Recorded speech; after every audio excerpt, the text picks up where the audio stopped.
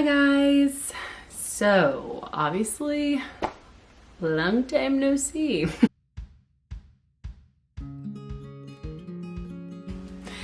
I think that's just how I start every video. It is August 17th, if I'm correct, which let me just confirm with myself. The last time I uploaded a video was 4 months ago.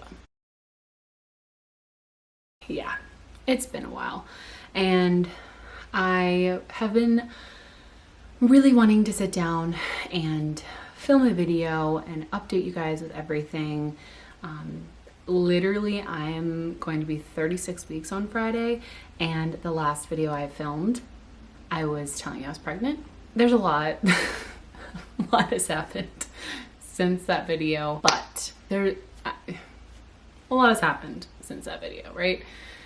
But I think it obviously goes without saying. I would have to start out this video before I do anything else and say a very, very huge factor in me not wanting to just kind of pull out the camera was because of everything that's going on. You know, it literally, when I got pregnant, it was back in like early January, and when I filmed and uploaded that video and we were announcing we were pregnant, like things were just really starting with COVID. And since that day, there have been a lot of things that have been happening. I struggle with words to say out loud. I'm much better when I write things down, but I just didn't want to not say kind of the reason why I haven't been on, you know? Lots been going on. A lot of scary things, a lot of eye-opening things, a lot of dark stuff that is coming to light. And when all of this has been happening, it's like the last thing I kind of want to do is whip out a camera and tell you about my pregnancy. It's just, it kind of seems a little silly. And truthfully, I still feel a little bit weird about it. I'm sorry. Thank you, Apple. Just feel like me talking about this is very not important compared to everything else. But what has helped me kind of keep as positive as I can throughout all of this, that I've myself went to YouTube and loved watching and keeping up with families who are still experiencing beautiful things in their life.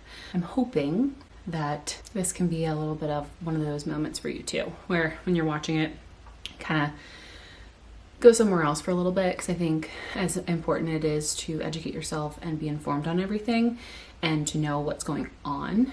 I think it's wrong to turn a blind eye to things, especially a lot that's been going on. But I also think it's important to see beautiful parts and to see the good that's happening too. Because I think it's always good to just take a break and step away from some of those things sometimes and focus on other things to just balance yourself out. All that being said, I probably sounded not the way I wanted to. I'm, again, much better with my words on paper or on like typing things out rather than me actually speaking it. I feel like I just kind of can't get my words out right, but I didn't want to start my video without addressing the important stuff first. So this video is going to be talking about, as you can see from the title, what are some things that I'm going to do differently with baby number 2, because mama is pregnant with baby number 2. My due date is September 18th and it's August 17th, so we're getting real close. I saw this video from Milena here on Instagram, or on YouTube, and she's on Instagram, and she did a video like this where she was kind of reflecting on her last pregnancy and kind of what she wanted to do going with this pregnancy. So I thought that this could be a really cool video to do, and just took myself a little bit of a moment to like reflect on, you know, what would I do differently? And there are some things, so I wrote it down. That way I can really stay focused because I can't stay focused ever. So I have like 3 categories. So the very first category is the whole labor and delivery process. With Charlie, who's my daughter, who is about to be 17 months old. She'll be just turning 18 months when I have this baby girl, which that's another thing.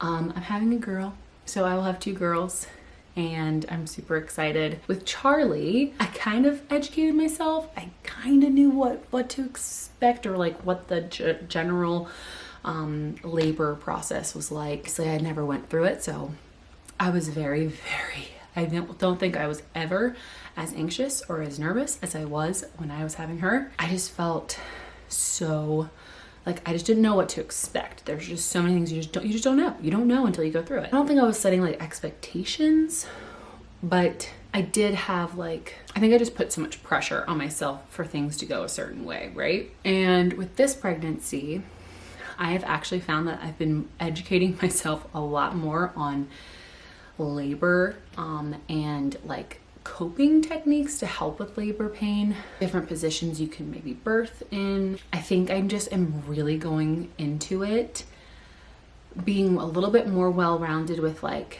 coping strategies, and I also am more aware of the general process and the way it will feel. I'll know when I'm going and having like contractions, like real ones. I'll kind of understand the gist of what's happening. I know every pregnancy and every labor and delivery is different, but I think I'm going into it with more of an open mindset and more of a relaxed mindset. Something that Milena said, she was like, I'm going into this pregnancy or into this labor and I'm just gonna pray and push. I'm just gonna pray and push. And that's kind of what my mindset is. I just want to be like, you know what? This baby's coming out regardless, however it is. And I am just gonna pray and push, and I know that we'll get to the other side and we'll have her. And I just want to go into it with just a very chill mindset, positive mindset, no really expectations on myself, really understanding that my body's gonna do what it needs to do, and I'm just gonna pray and push. So now with like the postpartum period, there were 2 things that I think I did to myself, and this is 1000% all on me. I did this with Charlie. It's nobody else except myself. I don't know why we do this to ourselves, but I know that I'm not the only one. Breastfeeding was really hard for me. I couldn't get the latch right. I didn't know really how to feel. Like I didn't know what to expect. I didn't really do a lot of research beforehand. I was just kind of like going into it. And I think I just got very overwhelmed. And I just put so much pressure on myself to do it the right way and to do it. I feel like pressured to do is like breastfeed, and there's this unfortunate, stigma that like breast is best, and you gotta just keep pushing through and all these things. And I think I really wanted to, and so I put all this pressure on myself I just stressed myself out so much. And then Charlie started showing signs of reflux, and I thought it was me. And yeah, it was not fun. It was not a fun experience. And so I think what I want to do differently as far as that aspect goes is I want to try it again, see how this baby latches. Maybe it'll be different. Maybe I'll feel able to handle that part of it better because I kind of know what to expect with like taking care of a newborn.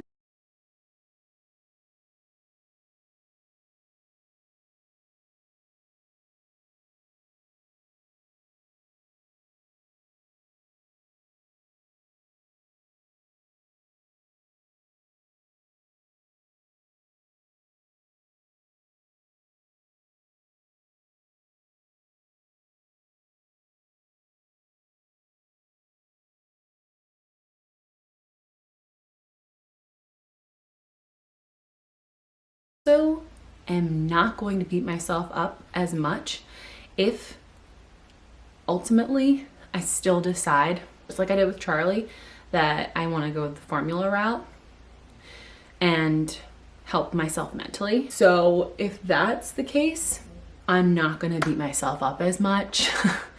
And Charlie ended up being, and she still is, perfectly fine. And so I think what I've learned truly is that fed is best, and also how important it is that mom's mental health is okay and that you're emotionally okay, because you're already going to go through this postpartum. It's just inevitable just because of all the hormones and you not being pregnant anymore. I just want to know that fed is best. If I can breastfeed and it goes better, sweet. If I want to more so just then pump, sweet. If I want to just formula feed, sweet. As long as that baby is happy, healthy, and fed, that's all that matters. And then also too, something I found myself doing, I was taking in all the newborn snuggles. When Charlie was like 3-4 months old, I was getting closer to needing to go back to work. I was putting so much pressure on myself to get her to nap in her crib, and she wouldn't. She would not nap anywhere else except for on me. I tried everything. I did all the things. She wouldn't do it. And so I like kept putting all this pressure on myself and like feeling like a failure. Like, why can't my baby nap? Everybody else's baby can just go get laid down. And as soon as I do that, she freaks out. And what ended up happening is she learned when she was ready. She just did it. She's fine. She's a great sleeper, literally sleeping as we speak. She's probably gonna be waking up very, very soon though, because her nap's almost over. And look, she's napping. And now it's like, I remember like the last time she like legit napped on me, and that was so long ago. And so what I'm gonna do with this baby is not stress about that. I know that whenever they're ready to just kind of hit and do new things, they will. I'm not gonna stress about it. I'm gonna like totally soak in all those newborn snuggles. And if this baby can sleep not on me, that's fine. But if she needs to sleep on me, that's amazing. And I will not feel guilty about it. And I will know that at some point she's gonna learn how, and it'll be fine. And just in general, like when we're in that newborn phase, I wanna be okay with asking for help. I think it's very easy for a new parent to not want to ask for help just because you feel like then you're failing, or like you're not doing it good enough, or that you're not able to handle it. Just have mom guilt comes in hot. I think I got better as, I don't think I was like terrible with it. Like I definitely did ask, but I could totally, without fail, I know I'm going to be asking for more help this time because I'm going to be having Charlie and this baby. And balancing and learning, you know, going from 1 to 2 is going to be a transition. And I want to rely on my family and ask for help. And I really don't think, I'm hoping I won't, I'm just going to try not to feel as guilty about it, because it's like, you know, we all need each other, and that's what family's for. And we all are going through different stages, and we can help out with however we can. I think there's nothing wrong with asking for help. It does not mean that you are not capable. It's just, you need help. Parenting is hard. Last thing I want to say is it is very easy as a first-time mom, even I think too, just a mom in general, to forget about yourself, or not necessarily put yourself in front of others. Like that baby and my kids and my husband and anybody else, like everyone else comes before me. Everybody. That's just kind of how I am. I don't like having to focus on me. I want to focus on other people. It's very easy for me to forget about myself, and then that in turn can cause a ripple effect then with everybody else. What I'm trying to say is I want to remember to take some time, even if it's just a few minutes, for myself. Whether that's taking a nice hot shower, the kids, what if I can get them both down for a nap or sleeping, and I can just like read or just browse mindlessly on the internet, take a warm bath, even just like go run an errand by myself, take a walk, like things that can kind of give me a little bit of self-care. Just remembering that I need to do things that are gonna also help me so that I can then help my family. It's very easy to not do that, especially when you have a new baby, to focus, as it should, right? But with this pregnancy, I just want to remember myself in all of this, and that my mental health and my emotional well-being is just as important so that I can then be the best mom I can. So yeah, those are the kind of like the overarching themes of how I want to handle this next pregnancy. This next phase. I feel so blessed. I feel so lucky. It's been weird being pregnant during all of this. I know if you're pregnant or you gave birth during this pandemic, it's weird. It's hard. I feel for all the first time parents having to go to all these these appointments alone. It's just been a lot. So as far as I know, everything's going okay. I'm feeling her a ton. Oh my gosh, she moves so much. Hopefully I can be a little bit more active on here. Again, I'm gonna do a little self-plug. Please go follow me on Instagram, because I'm telling you, I'm really trying to show everyday stuff on there, post more. I've really been trying to get better at that, and a little bit easier to do that over there, because it's just on my phone. So if you do not already follow me, here's my handle. That's gonna be it for this video. Let me know if you are expecting as well, and what you're gonna be doing and setting intentions for this pregnancy and this baby. I'd love to know if you're going from 1 to 2 as well. Let me know all the things, and I will see you guys in my next video. Bye.